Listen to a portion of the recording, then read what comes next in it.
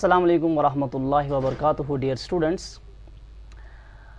Today I am with the new chapter जिसको बेटा हम आज स्टार्ट करने जा रहे हैं। ये असल में आपकी टेक्स्ट बुक का पहला चैप्टर है 11th के लिए, ठीक, diversity in the living world. तो ये चैप्टर जो है ये हमें बीच में रह गया था, हम इसको पढ़ रहे थे, ठीक है ना। तो इस चैप्टर को बेटा हम आगे पढ़ाएंगे, ठीक। ये डाइवर्सिटी इन लिविंग वर्ल्ड जो है ये असल में एक यूनिट है और इसके 4 चैप्टर्स हैं diversity in living world.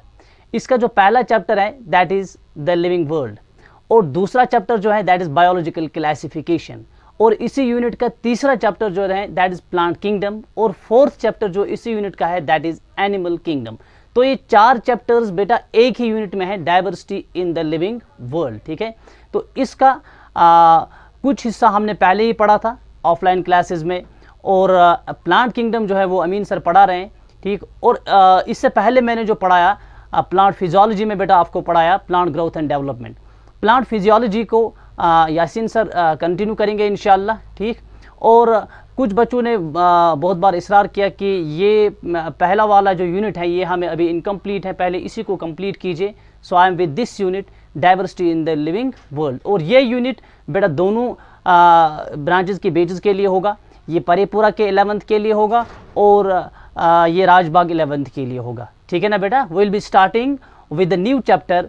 This is in fact the first chapter in your text book that is diversity in the living world, और इसका पहला चैप्टर जो है इस यूनिट का जो पहला चैप्टर है that is the living world, ठीक है। तो पहला चैप्टर जो है बेटा इस यूनिट का that is the living world. Unit का नाम मैंने लिखा है बेटा diversity in the living world, और इस यूनिट का पहला चैप्टर जो है बेटा चैप्टर फर्स्ट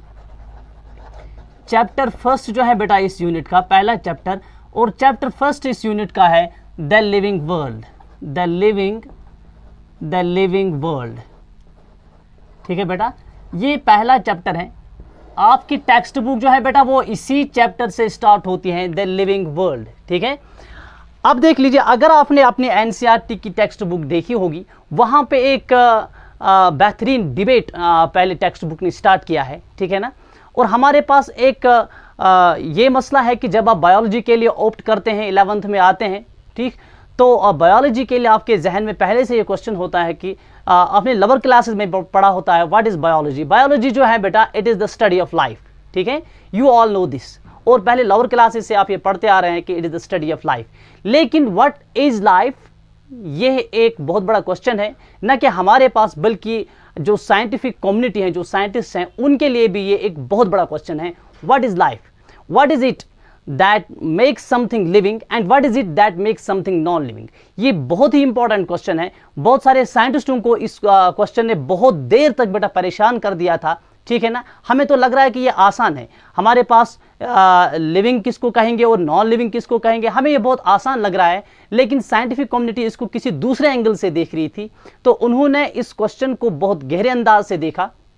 जैसे मैं थोड़ा सा आपके जहन में बेटा एक पॉइंट पहले बिठा देता हूं ताकि ये चैप्टर जो है बेटा इसको हम स्टार्ट करें, ठीक है। देखिए, आप कभी सोचे, आप इस चीज़ को सोचे कि जो नॉन लिविंग ऑब्जेक्ट्स हैं पूरे वर्ल्ड में, ये किस चीज़ के बने हुए हैं। नॉन लिविंग ऑब्जेक्ट्स जो है मेरे बेटे they are made up of elements, ठीक है ना बेटा, और इनऑर्गेनिक एलिमेंट्स इनमें हैं। They are made up of carbon, they are made up of nitrogen, they are made up of many other elements, ठीक है बेटा। और लिविंग ऑर्गेनिज्म्स जो हैं ये भी इसी चीज़ के बने हैं। कार्बन के लिए बेटा हम टेस्ट कैसे करते हैं, अगर ये मेरे पास एक पेन है, अगर हम इसको जलाएंगे तो यहाँ से बेटा सिंपली अगर धुआं निकलता है, ठीक है ना, that is simply an indication कि दिस कंटेन्स कार्बन। समझ में आ रही बात। इसी तरह से अगर किसी एनिमल को जलाएंगे, ह्यूमन बींग्स को जलाते हैं, ठीक है ना, तो उनकी बॉडी से भी जो ये धुआं निकलता है इंडिकेट्स कि इसमें भी कार्बन है। अगर केमिकल कंपोजिशन सेम है, लिविंग ऑर्गेनिज्म का भी वही केमिकल कंपोजिशन है, नॉन लिविंग ऑर्गेनिज्म का भी ऑलमोस्ट वही केमिकल कंपोजिशन है, what is it which makes something living and what is it which makes something non living. समझ में बेटा आ रही बात। इस चीज़ का जवाब जो है ये आपको इवोल्यूशन में भी मिलेगा। बहुत सारे साइंटिस्ट आए, उन्होंने एक थ्योरी दे दी that's called theory of abiogenesis, कि लिविंग वर्ल्ड जो है it came into existence from the non living world. ये एक लंबा डिबेट जाएगा, इस तरह से साइंटिस्टों के जहन में भी ऐसे सवालात आ रहे थे। लेकिन यहाँ पे आपकी टेक्स्ट ने जो डिबेट शुरू किया है वो दूसरे अंदाज का है, कि जब आप बेटा यहाँ पे आ रहे हैं, बायोलॉजी स्टार्ट कर रहे हैं, तो सबसे पहले बेटा हमें डिफाइन करना होता है what is living, what is living, what is living. ठीक है बेटा, अगर बेटा हम इस चीज पे ध्यान देंगे, सबसे पहले हम इसको डिफाइन करेंगे व्हाट इज लिविंग, तो हमारे पास ये जो क्वेश्चन है, आपकी टेक्स्ट बुक में एक डिबेट है कि ये जो क्वेश्चन है व्हाट इज लिविंग, इसके अंदर दो और क्वेश्चंस है। समझ में बेटा आ रही बात? It contains two implicit questions within it. What is living, एक क्वेश्चन बेटा इसका ये है कि what is living as opposite to non living, what is living as opposite to non living. इस तरह से बेटा बताएंगे हम, what is living as opposite to non living. ठीक है बेटा, what is living as opposite to non living. ठीक है, और दूसरा जो है बेटा, that means what is the purpose of life, what is the purpose of life, और what is the purpose of being living. समझ में आ रही बात? ये दो क्वेश्चंस हैं एक क्वेश्चन में, व्हाट इज लिविंग। ठीक, इस क्वेश्चन को थोड़ा सा पहले आप देख लीजिए बेटा, इसके साथ जो है ना दो क्वेश्चन है, एक ये है कि what is living as opposite to non living. Living हम किसको कहेंगे जब हम इसको कंपेयर करेंगे नॉन लिविंग के साथ, ये एक क्वेश्चन हो गया। और ये वाला क्वेश्चन जो है, this is the technical question, this is the technical question. ठीक है बेटा, टेक्निकल वन। और ये वाला क्वेश्चन जो है दूसरा, what is the purpose of life, ठीक है ना, what is the purpose of being living. ये वाला क्वेश्चन जो है मेरे बेटे, ये है philosophical, this is the philosophical question, philosophical one. समझ में मेरे बेटे आ रही है बात? ठीक, तो अब देख लीजिए, एज साइंटिस्ट्स, यही बात आपके टेक्स्ट ने भी लिखी है, और यही बात साइंटिस्ट्स भी बता रहे हैं, और यही बात हमारे रिलीजियस पर्चर्स भी बता रहे हैं कि what is living as opposite to non living. ये टेक्निकल क्वेश्चन है, और बायोलॉजिस्ट इसी क्वेश्चन का बेटा जवाब देंगे। लिविंग ऑर्गेनिज्म को समझने की कोशिश करेंगे, what is living organism and how can we differentiate between a living and a non living. ये हमारा क्वेश्चन है जिसको हमने पढ़ना है। और दूसरा क्वेश्चन जो है, what is the purpose of life, what is the purpose of being living. ये बायोलॉजिस्ट के बस की बात नहीं है, यहां पे बायोलॉजिस्ट सरेंडर कर रहे हैं, they can not make you understand for what purpose organisms has been created. ठीक है बेटा, और इसके लिए जो है, इसके लिए हमें रिलीजियस स्कॉलर्स जो हैं वही तरबियत करते हैं, और वो हमें रास्ता बता रहे हैं, what is the actual purpose of life, why man has been created. समझ में बेटा आ रही बात? तो ये वाला क्वेश्चन हमारा यहां डिस्कस नहीं होगा, as biologist we will not discuss this question. ठीक है, अलबत्ता पहले क्वेश्चन को बेटा हम डिस्कस करेंगे। तो हमारे पास जो क्वेश्चन है, दैट मीन्स कि व्हाट इज लाइफ और what is living, what is living as opposite to non living, as opposite to non living. अब देख लीजिए मेरे बेटे, अगर हम इस चीज को टेक्निकल क्वेश्चन को समझने की कोशिश करेंगे, what is living as opposite to non living. ठीक है, हमारे जहन में, अगर आपको पहले से भी ये पहले से आपको पता होगा, लोअर क्लासेस में भी पढ़ाते हैं, लिविंग ऑर्गेनिज्म को कैसे आप आइडेंटिफाई करेंगे, आपको पहले क्लासेस से, लोअर क्लासेस से पढ़ाते हैं difference between non living and living. ठीक है, तो वहां पे आपको कैरेक्टर्स पढ़ाते हैं। जब भी किसी चीज को डिफरेंशिएट करना होगा तो हमें उस चीज के कैरेक्टर्स देखने हैं। ठीक है, तो हमें पता है कि लिविंग ऑर्गेनिज्म जो है इनके कुछ डेफिनेट कैरेक्टर्स हैं, इनके कुछ अलग कैरेक्टर्स हैं, और नॉन लिविंग ऑर्गेनिज्म जो है बेटा उनके कुछ अलग कैरेक्टर्स हैं। ठीक है, तो जब हम लिविंग ऑर्गेनिज्म्स को डिफाइन करने पे आ जाएंगे, सबसे पहली बात जो हमारे जहन में आती है बेटा, that is characters, that is characters. हमारे पास क्या क्या कैरेक्टर्स है लिविंग ऑर्गेनिज्म्स के? से फॉर एग्जांपल हम छोटे क्लास में पढ़ते हैं, living organisms grow, living organisms reproduce, living organisms multiply, living organisms are conscious. समझ में आ रही है बात? They sense their surroundings, they show metabolism. और ये वाले कैरेक्टर्स हम यूजुअली बताते हैं कि नॉन लिविंग ऑर्गेनिज्म में नहीं होते। तो सबसे पहले अगर हमें डिफरेंशिएट करना है between living and non living, we have to differentiate between living and non-living by keeping certain characters in our mind। समझ में बेटा आ रही बात? इन कैरेक्टर्स को बेटा हम देखेंगे, लेकिन इससे पहले ये कैरेक्टर्स जो है, मैं इंपॉर्टेंट चीज बेटा यहां पे समझाने जा रहा हूं। ये कैरेक्टर्स जो हमारे पास हैं, ये हमारे पास दो तरह के कैरेक्टर्स मेरे बेटे होते हैं।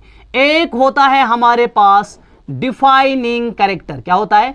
डिफाइनिंग कैरेक्टर और डिफाइनिंग फीचर। क्या होता है? Defining feature. ये याद रखे बेटा। और दूसरा होता है बेटा हमारे पास नॉन डिफाइनिंग फीचर। क्या होता है?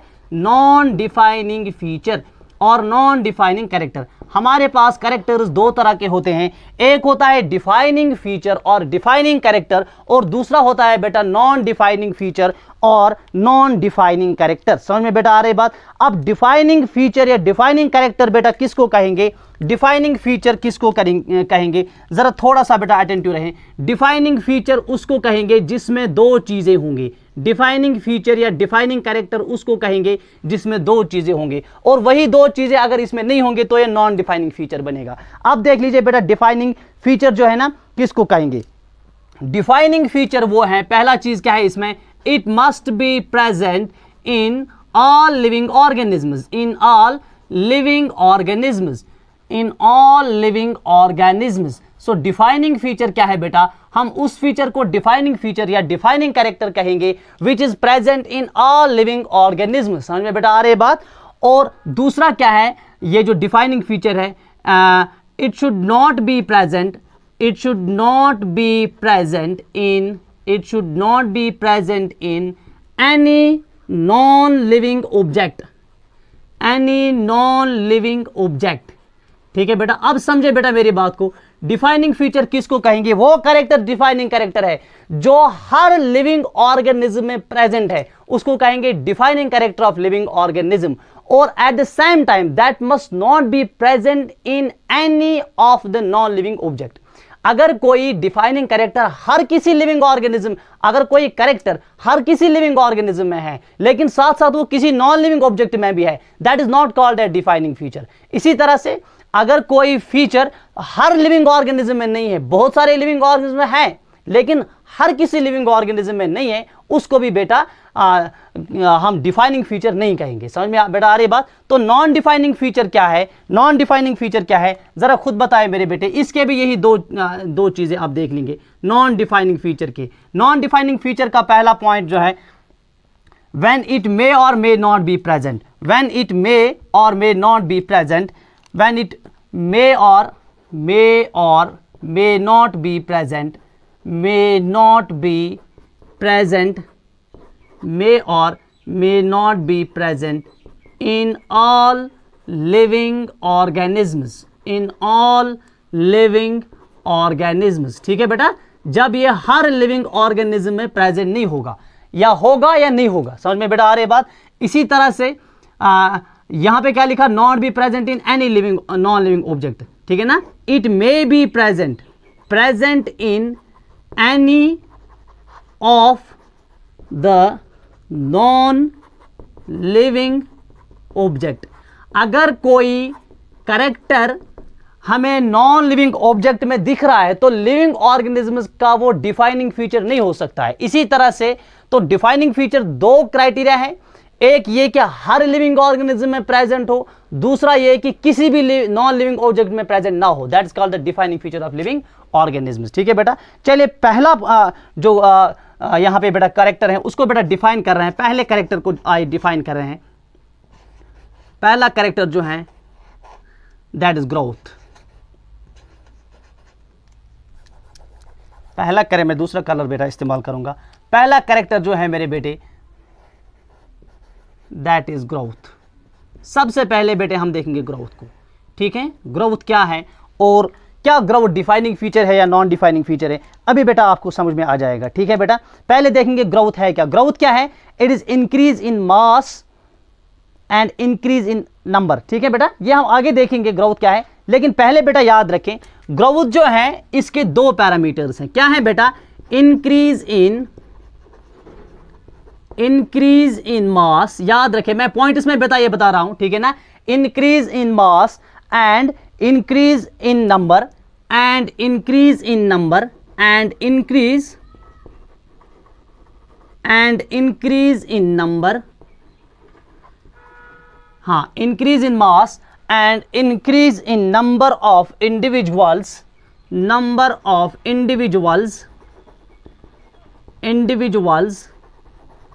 are twin characters of growth, are twin characters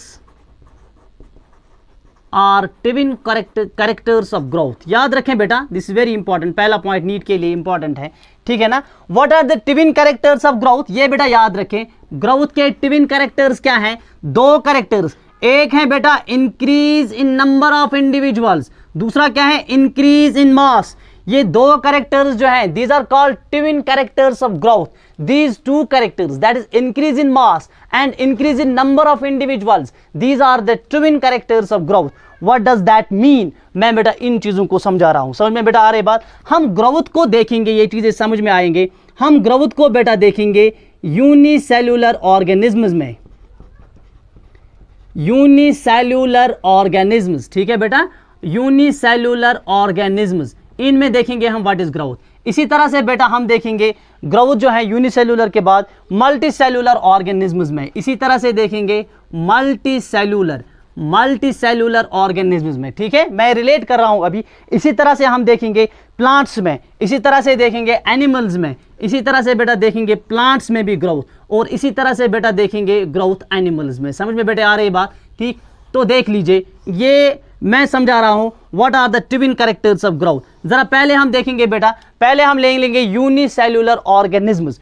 unicellular organisms में what do you mean by growth, यहां पे ग्रोथ क्या है, एक सेल है बेटा, ये ग्रो कैसे करेगी, जब ये करेगी सेल डिवीजन। यहां पे मेरे बेटे ग्रोथ क्या है, in unicellular organisms cell division is taken as growth. और यहां पे सेल डिवीजन का मीनिंग क्या है, सेल डिवीजन का मीनिंग यहां पे ये है कि increase in number of individuals. जब कोई ऑर्गेनिज्म एक ही सेल का बना है और अगर उसकी सेल ग्रो करेगी eight the same time, that means कि सेल अगर डिवाइड करेगी तो एक सेल से दो सेल्स बनेंगे, दो से चार बनेंगे, चार से आठ बनेंगे। समझ में आ रही बात।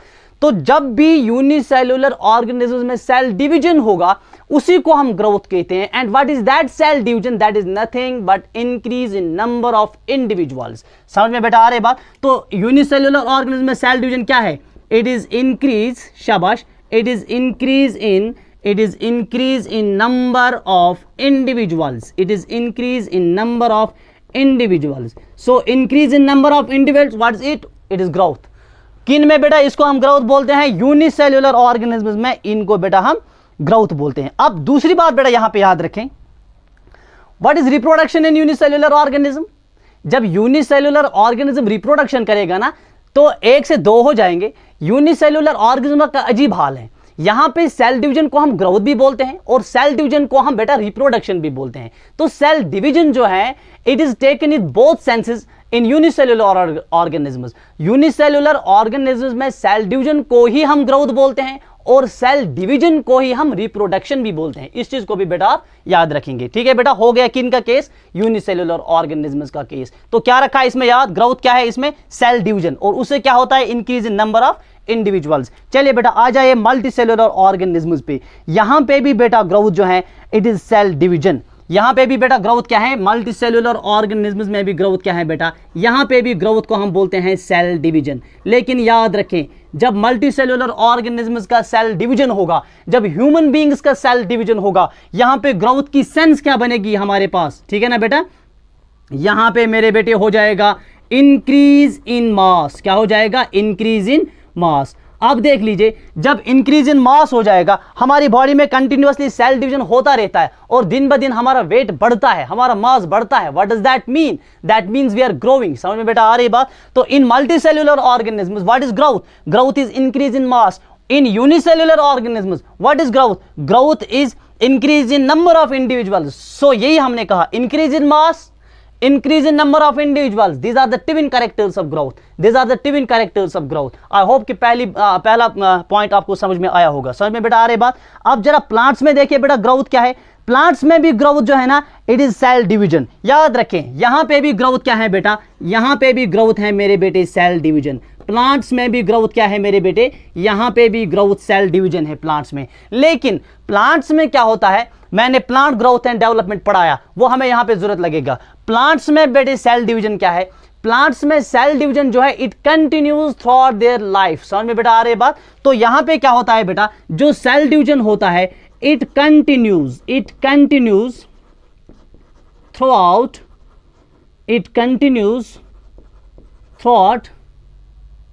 Their life, it continues through out their life. यहां पे सेल डिवीजन पूरे लाइफ, जितनी लाइफ होगी ना प्लांट की, तब तक बेटा इनकी ग्रोथ होती रहती है, इनके सेल्स जो है ना डिवाइड होते रहते हैं। समझ में बेटा आ रही बात? ऐसी ग्रोथ को बेटा हम बोलते हैं इनडिटर्मिनेंट ग्रोथ। मैंने पढ़ाया है प्लांट ग्रोथ एंड डेवलपमेंट में, ऐसी ग्रोथ को मेरे बेटे बोलते हैं indeterminate growth, indeterminate growth, indeterminate growth.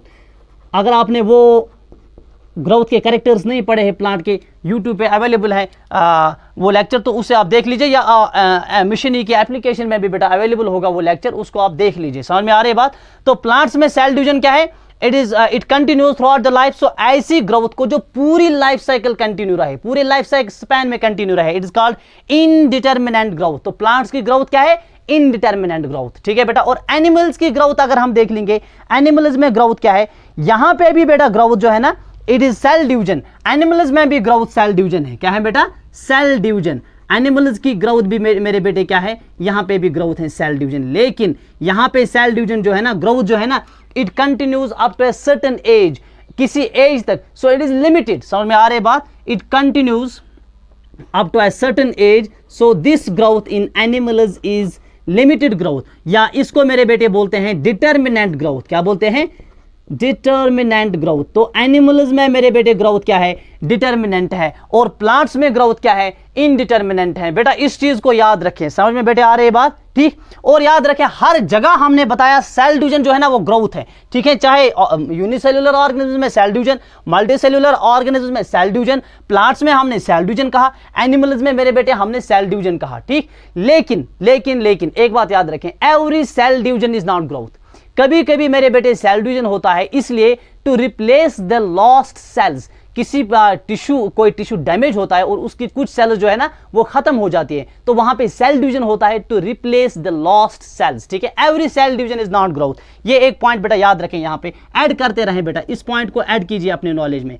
क्या बेटा है? Every cell division is not growth. Every cell division, every cell division is not growth. Every cell division is not growth. हर कोई सेल डिवीजन जो है मेरे बेटे उसको हम ग्रोथ नहीं बोलेंगे। Every cell division is not growth. ठीक है बेटा। तो क्यों नहीं बोलेंगे? क्योंकि कभी कभी इन सम टिश्यूज, इन सम टिश्यूज, याद रखें बहुत सारे टिश्यूज में क्या होता है? In some tissues cell division, cell division takes place, cell division takes place to replace lost cells, to replace lost cells। कुछ टिश्यूज में क्या होता है बेटा? सेल डिवीजन किस लिए होता है? Cell division takes place to replace lost cells. बेटे मेरे समझ में आ रही बात? ठीक। अब देख लीजिए, अब हम आएंगे असल चीज पे जिस पे हमारा ज्यादा फोकस रहेगा। सिंपल है, मैं इसको बेटा बता रहा हूं। अब ग्रोथ है क्या? ग्रोथ जो है ना यूजुअली हम बोलते हैं इंक्रीज इन बॉडी मास। ठीक है बेटा। अब देख लीजिए, मैं यहां से आगे एक चीज बेटा आपको बता रहा हूं। ठीक है ना, इंटरेस्टिंग है ये। अब देख लीजिए बेटा, ग्रोथ क्या है? ग्रोथ क्या है? ग्रोथ, शाबाश। ग्रोथ क्या है मेरे बेटे? ग्रोथ क्या है? Increase in body mass, increase in body mass. Body के मास में इंक्रीज हो जाएगा मेरे बेटे, it is called growth. Increase in body mass is called growth. समझ में बेटा आ रही बात? अगर इस चीज को हम ग्रोथ कंसिडर करें, इंक्रीज इन बॉडी मास को ग्रोथ कंसिडर करें, तो ऐसी ग्रोथ लिविंग ऑर्गेनिज्म्स में भी होती है क्योंकि इनके बॉडी का मास इंक्रीज होता है, और नॉन लिविंग ऑर्गेनिज्म्स में भी होती है क्योंकि इनके बॉडी का मास भी इंक्रीज होता है डे आफ्टर, एक दिन से लेके टाइम टू टाइम। समझ में बेटा आ रही बात? तो एक टाइम पे एक मास होगा, दूसरे टाइम पे दूसरा मास होगा। अगर मेरे बेटे हम बात करेंगे नॉन लिविंग ऑर्गेनिज्म्स की, किन की बात करें? नॉन लिविंग ऑर्गेनिज्म्स की। Non living organisms, non living organisms. जरा मेरे बेटे समझे, मैं असल पॉइंट पे आ रहा हूं। अगर हम बात करें किन की बेटा? नॉन लिविंग ऑर्गेनिज्म्स की बात करें, इनके बॉडी का मास भी इंक्रीज होता है। हमारे पास एग्जांपल्स हैं बेटा, हमारे पास कौन कौन से एग्जांपल्स हैं? हमारे पास बेटा एग्जांपल्स है माउंटेन्स की। माउंटेन्स का साइज इंक्रीज होता है डे आफ्टर डे। समझ में आ रही बात? टाइम टू टाइम बोल्डर्स का साइज इंक्रीज होता है, सैंड पेबल्स का साइज इंक्रीज होता है। हमारे पास कोरल रीफ्स होते हैं, उनका साइज इंक्रीज होता है। ठीक, क्यों बेटा साइज इंक्रीज होता है? Say let us take an example, ये हमारे पास मेरे बेटे एक बोल्डर है, समझ में आ रही बात, और कुछ यहां से मैटर आता है, वो इसके ऊपर जम जाता है, समझ में बेटा आ रही बात, बाहर से कुछ मैटर आ गया, ये इसके ऊपर जम गया, तो अब पूरे बोल्डर का हमारे पास साइज जो है ना इंक्रीज आ गया, ये नया साइज आ गया, समझ में बेटे आ रही बात। तो बाहर से कुछ मटेरियल्स आते हैं, ये किसी नॉन लिविंग ऑब्जेक्ट के साथ चिपक जाते हैं और उसका पार्ट बनते हैं, तो इस नॉन लिविंग ऑब्जेक्ट का भी साइज इंक्रीज हो गया। तो साइज अगर हम बोलेंगे ना, साइज इंक्रीज होना, मास इंक्रीज होना, अगर हम इसको ग्रोथ बोल रहे हैं, तो ऐसी ग्रोथ जो है ना, that's also shown by non living objects, ठीक है बेटा। तो नॉन लिविंग ऑब्जेक्ट्स की जो ग्रोथ है, ये होती है मेरे बेटे एक्सट्रिंसिक ग्रोथ। क्या बोलते हैं बेटा इसको? Extrinsic growth, extrinsic growth, extrinsic growth, याद रखें, वेरी इंपॉर्टेंट पॉइंट है। इसको मेरे बेटे बोलते हैं एक्सट्रिंसिक ग्रोथ। क्यों बोलते हैं extrinsic growth? Because this is from the outside of the body. Non living object है कोई, बाहर से कोई छोटे छोटे ऑब्जेक्ट्स इसके बॉडी के साथ चिपक जाते हैं, वो इसके बॉडी का पार्ट बनते हैं। So growth is from outside. When growth is from outside of the body, that growth is called extrinsic growth. समझ में बेटा आ रही बात? तो नॉन लिविंग ऑब्जेक्ट्स की जो ग्रोथ है, that is the extrinsic growth. और ऐसे ग्रोथ को बेटा हम बोलते हैं एक्रीशन भी, ACCRETION है, याद रखें, ACCRETION। क्या बोलते हैं मेरे बेटे इसको? इसको बोलते हैं एक्रीशन। तो नॉन लिविंग ऑब्जेक्ट्स में जो ग्रोथ होती है, दैट्स कॉल्ड एक्सट्रिंसिक ग्रोथ और accretion. Why? Because that is from the outside of the body. Clear हो गया? अब जरा समझें लिविंग ऑर्गेनिज्म्स का मसला क्या है। लिविंग ऑर्गेनिज्म्स का मसला समझेंगे बेटा, यहां पे समझें लिविंग ऑर्गेनिज्म्स, लिविंग ऑर्गेनिज्म्स का मसला समझे, लिविंग ऑर्गेनिज्म्स, ठीक है मेरे बेटे, लिविंग ऑर्गेनिज्म्स का मसला समझे। अब लिविंग ऑर्गेनिज्म में ग्रोथ कैसे होती है? क्या हमारी बॉडी पे बाहर से कुछ पार्टिकल्स आते हैं, वो हमारी बॉडी का पार्ट बनते हैं और उससे हमारी बॉडी का साइज और मास इंक्रीज होता है? Is it so? नेवर, ऐसा नहीं है। हमारी बॉडी में जो ग्रोथ होती है किसी भी लिविंग ऑर्गेनिज्म के बॉडी में, that is from the inside. समझ में बेटा आ रही बात? When growth is from the inside, that's called intrinsic growth, that's called intrinsic growth. तो लिविंग ऑर्गेनिज्म्स में मेरे बेटे कौन से ग्रोथ हैं? That is the intrinsic growth,